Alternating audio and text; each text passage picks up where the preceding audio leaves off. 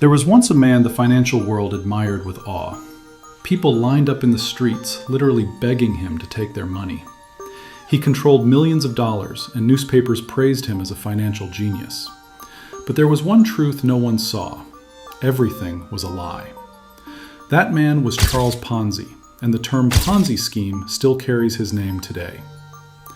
Charles Ponzi was born in Italy in 1882.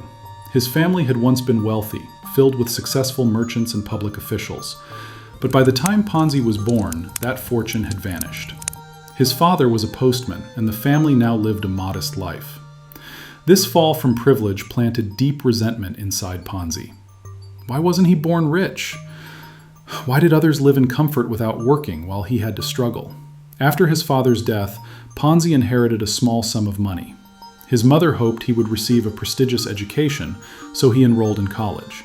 But instead of studying, Ponzi spent the money on luxury clothes, fine restaurants, theaters, gambling, and nights of excess. He pretended to be wealthy, but it was only an illusion. When the money ran out, everything collapsed. He had no degree, no prospects, and no future. His uncle offered him a clerk's job, but Ponzi considered such work beneath him. He saw only one solution: America.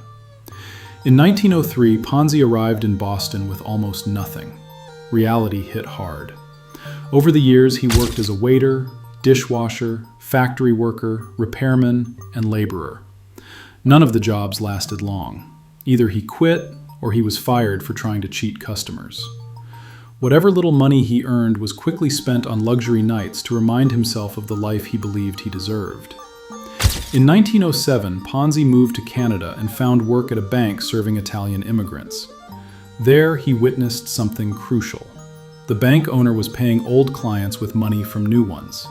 A classic fraud. When the bank collapsed, the owner fled. Before leaving, Ponzi forged a check and was caught. He was sentenced to 3 years in prison. After his release, he was arrested again, this time for smuggling immigrants, and sent back to prison. His life became a cycle of crime, punishment, and broken dreams. Years later, Ponzi returned to Boston, found stable work, and got married. For a brief moment, his life seemed normal, but normal was never enough. Ponzi wanted wealth, power, and luxury. In 1919, everything changed when he received a letter containing an International Reply Coupon, IRC. These coupons were sold at different prices in different countries, but could be exchanged for the same postage value. Ponzi believed he had found the perfect arbitrage opportunity: buy cheap abroad, redeem expensive in the US, and pocket the difference. On paper, it sounded brilliant. In reality, it was impossible. There weren't enough coupons in the world, and profits were tiny, but Ponzi refused to let go. When the real business failed, he decided to pretend it worked. In 1920, he launched his company and made a bold promise: 50% profit in 45 days or 100% in 90 days.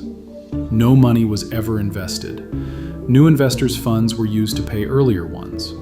When people saw returns, they reinvested and told others.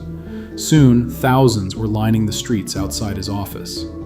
At the peak, Ponzi was taking in $250,000 a day.